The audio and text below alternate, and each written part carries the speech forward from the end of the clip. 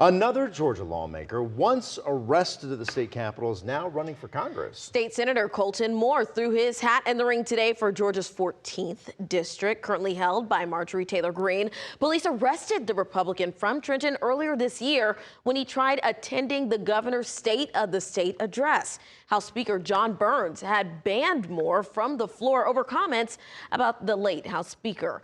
Moore will face Republicans Jim Tully, Jeff Criswell, Christian Hurd, and Star Black. Sean Harris is also running on the Democratic side.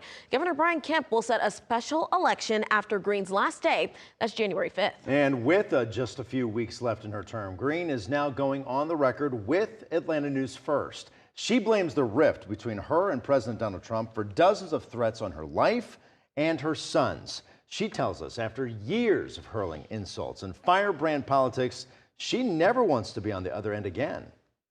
I don't want to have anything to do with that anymore because I have seen firsthand over the past 5 years the horrific results of it.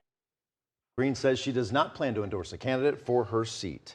To hear more of our interview with Representative Greene, including what may be next for her, join us this Sunday morning at 11 for an all-new edition of On the Record right here on Atlanta News First.